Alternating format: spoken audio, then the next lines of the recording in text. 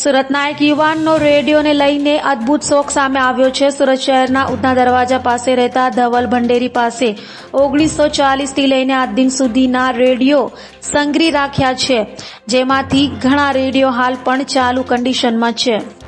આજના ડિજિટલ યુગમાં જ્યાં એક તરફ સોશિયલ મીડિયા અને ખાસ કરીને રીલ્સ ટ્રેન્ડમાં જોવા મળી રહ્યું છે, ત્યારે બીજી બાજુ લોકોની પહેલી પસંદ રેડિયો પણ જોવા મળી રહી છે। વર્તમાન સમયમાં લોકોના પાસે મોબાઈલ અથવા તો નાના ગેજેટ જેવા રેડિયો જોવા મળી રહ્યા છે, ત્યારે સુરતના ધવલ ભંડારી પાસે રેડિયોનું એક અલગ જ કલેક્શન જોવા મળી રહ્યું છે। માનવામાં આવે છે કે રેડિયો યુગ ખૂબ જ અદ્ભુત હતો, ત્યારે ધવલ પાસે દેશ વિદેશની અનેક એન્ટીક રેડિયો જોવા મળી રહ્યો છે। ખાસ કરીને રેડિયોની વાત કરવામાં આવે તો તેમની પાસે 150થી વધુ રેડિયોનું કનેક્શન છે, જેમાં નામાંકિત કંપનીને રેડિયો પણ છે। આ રેડિયોને તેમણે અલગ અલગ સ્થળો પર જાતે મુલાકાત લઈને પાર્સલ મંગાવી એકત્રિત કર્યા છે। તે સાથે જ તેમણે રેડિયોની મેન્ટેનન્સ પણ ચાલુ રાખી છે। તેમનો મકાનનો એક આખો જ રૂમ નાના મોટા રેડિયોથી સંગ્રહ કરવામાં આવ્યો છે। સુરત શહેરના ઉધના દરવાજા પાસે રહેતા ધવલ ભંડેરી પાસે 1940 થી લઈને આજ દિન સુધીના રેડિયો સંગ્રહી રાખ્યા છે, જેમાંથી ઘણા રેડિયો હાલ પણ ચાલુ કન્ડિશનમાં છે। આ બાબતે ધવલ ભંડેરીએ જણાવ્યું કે આજના જમાનામાં પણ ગામડાઓમાં રેડિયોનું ચલન ખૂબ જ વધારે જોવા મળી રહ્યું છે। એક સાથે મોટા સમુદાયને સાંકળી શકે તો આ રેડિયો છે, જેથી રેડિયો આજે પણ લોકોની પસંદીદા છે।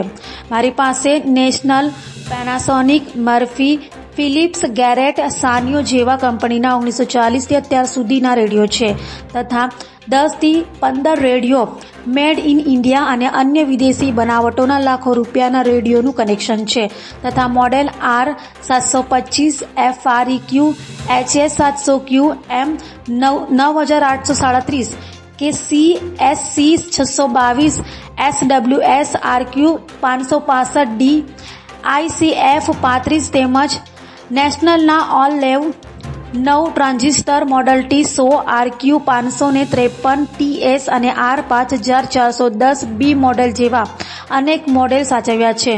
આજે આપણા દેશના વડાપ્રધાન નરેન્દ્ર મોદી પણ મહિનાના છેલ્લા રવિવારને સમગ્ર દેશને રેડિયો મારફતે જ મન કી બાત કહે છે, એટલે આજે પણ રેડિયોનું ચલન ખૂબ જ જોવા મળી રહ્યું છે। જી, મારું નામ ધવલ ભંડારી, રહું ઉધના દરવાજા, અને મને એક રેડિયોનો ઘણો મોટો શોખ છે, જેથી મારી પાસે એ 150 જેવા રેડિયો સંગ્રહિત કરેલા છે। આજના યુગે પણ રેડિયોનું મહત્ત્વ એવું છે કે આપણા જે વડાપ્રધાન શ્રી નરેન્દ્ર મોદી સાહેબ અત્યારે પણ મન કી બાત જે કરી રહ્યા છે એ રેડિયોના આધારે કર્યા છે, જેથી ગામડાના લોકો, શહેરના લોકો એક સાથે બેસીને અમને સાંભળી શકીએ। જ્યારે આજના ઝડપી યુગમાં મોબાઈલનો જે જમાનો છે તેમાં બધા અંતર્ગત અલગ અલગ રહીને બેસે છે, જેમાં રેડિયોનું મહત્ત્વ ઘટવા લાગ્યું છે। એના કારણે હું રેડિયોનો સંગ્રહ આગળ વધારીશ અને 150 થી વધારે હું સંગ્રહ કરીશ, એ મારે આગ્રહ છે। કેટલા જૂનો વિડીયો ક્યાંથી ક્યાં મારી પાસેથી 1940 થી લઈને હમણાં સુધીના ટોટલી રેડિયા બધા સંગ્રહિત કર્યા છે, એમાં અડધા ઉપરના ભાગ મેં મેન્ટેનન્સ કરીને ચાલુ રાખેલા છે અને અડધા ચાલુ કરવાની પ્રયત્ન કરીશ। કઈ રીતે તમે મેન્ટેનન્સ કરો છો, ખાસ કરીને જૂના છે એટલે? હું 15 દિવસે એમની કાર્યરત કરું છું। જે પ્રોબ્લેમ આવે છે તો હું જાતે જ બધું બનાવી દઉં છું, અને નાના રેડિયો પણ 2-3થી હું ચાલુ કરી દઉં છું। કયા કયા પ્રકારના રેડિયો છે? મારી પાસે ગેરેટના રેડિયો છે, ફિલિપ્સના રેડિયો છે, મર્ફીના રેડિયો છે, એવા અલગ અલગ પ્રકારના 10 થી 15 અલગ અલગ કંપનીના રેડિયો અવેલેબલમાં છે।